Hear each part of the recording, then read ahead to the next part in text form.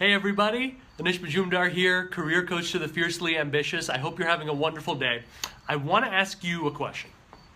Have you ever had the experience of going into a high stakes interview, meeting, something that could potentially change the course of your career, having done all the work, all the homework, I'm assuming you're a good student here, and for whatever reason it just doesn't go? Have you found yourself in a situation where a conversation starts to feel really painful and you start getting in your head and start figuring out, like, why am I saying all the right things and doing all the right things, but for some reason it's not meshing, it's not happening? In most of those cases, it comes down to rapport, not being able to stay in rapport with that other person. So today I want to share with you my personal tip, something I use every single day to build that rapport quickly, even when I'm in a room where I don't really know anyone there. You know, it is a definition of a cold room.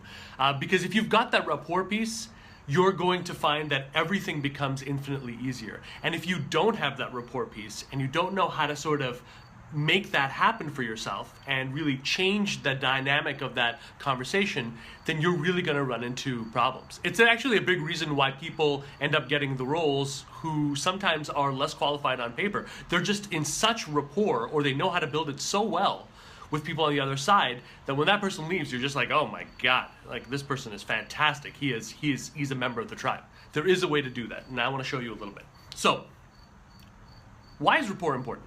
Especially when we're talking about hiring. The reason is, from the eyes of an employer, they would love to evaluate every single person, every candidate for a job like a robot, you know, like just coldly assessing every skill and making a decision that way. Your job is to do exactly the opposite, all right? Don't play that game. Don't play they're acting very cold and robotic and professional, I'm gonna do the same. Your job is to break that completely and engage totally and as early as possible from the point of view of being a real human being, someone with passion, someone who breaks down those barriers and gets them talking to you like a true one-of-one person. Rapport is essential to doing that. So my first little tip here is this. Please do not make the mistake that many people do of blowing through the ice-breaking stage of a conversation. Let me give you an example. Say I've got an interview, it's about an hour long.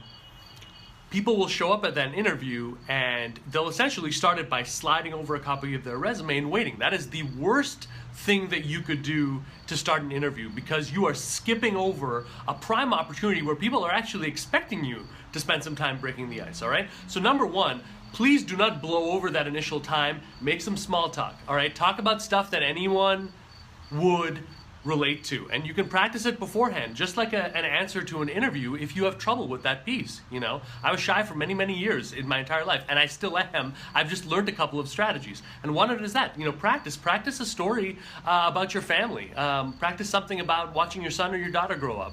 Ask questions about what kind of a weekend they had. How was that recent vacation that they got back from? What about this little piece, this nugget maybe that you saw on their LinkedIn profile? Maybe they belong to a group or an organization that you also belong to, right? Great icebreaker. So spend a couple of minutes doing that. Don't jump into the quote-unquote work stuff before you've done that. And now that you've done that, ideally, right? Now that you've spent a little bit of time just sort of making some casual conversation, chit-chat, you know, you're doing that. I want you to look at the other person, and I want you to ask yourself two questions based on what they're saying, especially in this early phase, okay? Number one, is this person a direct or an indirect communicator? What I mean by that is this. A direct communicator in this sense is someone who is figuring out what they want to say in their point while they're saying it. So in other words, you'll see someone say, you know, then I did this, and then I was in the middle of that, and we didn't happen, and that was the end result. So you see their thought process working while they're talking. These people are really good in terms of giving you a lot of flexibility to storytell, to really go off on a bit of a tangent and come back. They love that thrill of letting you into their thought process and finding that answer in real time. You know, so they're real loose with that. There's another kind, an indirect communicator. And generally speaking, what these people do is they do the opposite. They're very, very structured in their thinking. Generally, there's more pauses, there are more silences, because they place a lot of weight on everything that they say, and they want to make sure that it's right. So they're a lot more deliberate. So to give you an example here, if you're asking yourself this question, is this person on the other side of the room a direct or an indirect communicator? If they're a direct communicator, you can really vibe with them a little bit more. You know, you can really do that back and forth and really figure this out. You can really start answering a question and not really know where it's going to answer, and help them and encourage them to give you some feedback to let you into that. So it's a really powerful thing to know. An indirect communicator, you're going to have to be slower with it. What I would suggest is really think it through. Before you've got an answer, have some kind of an idea of the basic point that you want to make, and really stick with that, because it's very, very, very important for these guys. For an indirect communicator, if you come in and you just start blasting them, you just start blasting them with stuff, right, left, and center, you're really going to take them aback, and you're going to notice a rapid fall off in terms of that rapport. Same thing for a direct communicator. Go with it, go out of your comfort zone, move a little bit, make sure that what you're saying doesn't come across as excessively rehearsed. Because a direct communicator hates that. They look at that as a sign of inauthenticity sometimes. The fact that you can't figure it out in the moment, the fact that you can't do that, strikes as a negative. So figuring that out, where they fall on the scale, and of course no one is all one or other, but where their preferences lie will help you in terms of that. And here's the second one. I want you to ask yourself if this person is primarily people-based or task-based in terms of what they're telling you. In other words, a people-based person is much, much more focused on that personality part, right? That emotion piece, that culture piece, the people pulling together. So if you've got stories about leadership, if you've got stories about how you change things, if you've got stories about entering a really toxic situation, making the best of it and finding a way through, if you have stories about turning around an at-risk client relationship, for example, and making that happen, that whole emotional side of things is going to work really well for a people side, and it's going to give you a clue that a lot of your answers, however you can bring in that side of things, that culture, that people, that spiritual, that part of us, that's going to help. That's going to help you stay and be in rapport with this person. Now, task-based, and God knows I have been very guilty of this in the past, okay? Because I think I lean very much towards that task-based thing a lot. A task-based person, you're not going to win points with this person by spending your whole time talking about personalities. In fact, they're the opposite, okay? They are all about what are the actions, what are the brass tacks, what's the problem that you faced, what are the actions that you took. Now is the time to look into your resume and start pulling out and elaborating upon those accomplishments that are really metrics-based. Now, I hope that your resume is in a shape where you can easily do that, because it really does need to be there. The resume needs to be a blueprint, each major job has some targeted accomplishments, challenge, action, result, hopefully with a couple of numbers that you can use to build this stuff out. And now it's perfect if you've done that work, because you just look at that resume and you say, here's a story I want to talk a little bit more about. You talk about that, you talk about the results, and then you share some insider perspective.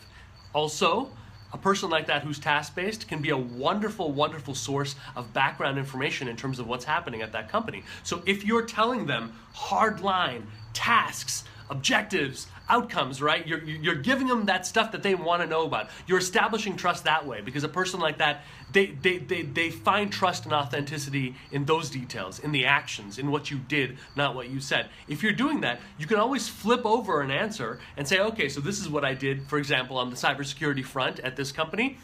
I've noticed in researching what you guys are doing that you've been dealing with some similar issues. Can you let me know about what you've been dealing with in the last couple of months and what this role might be responsible for moving forward?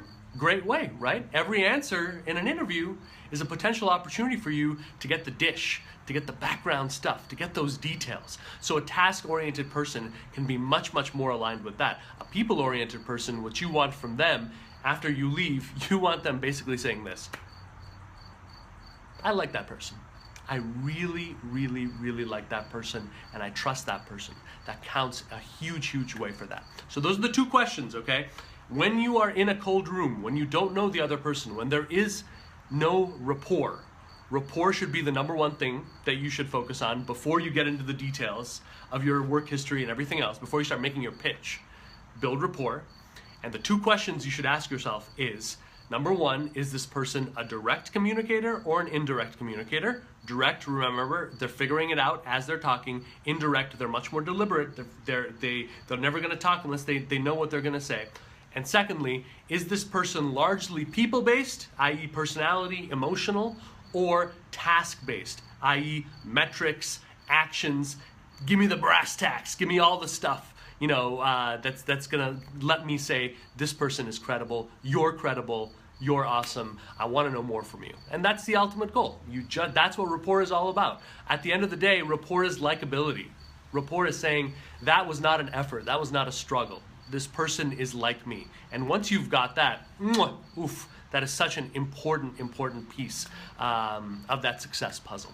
So let me know what you have experienced on this front. I really want to know, because I've had like disasters where 5 minutes into it, I'm like, oh my God, I don't know what I'm going to do. And then I just proceeded to dig myself a bigger hole. And I've had ones where things have just gone so swimmingly, those magical moments where you anticipate a huge conflict and it's just not there, and it's just smooth, and you say, yep, all right, awesome, let's go, So what has worked for you? I would love to know about that.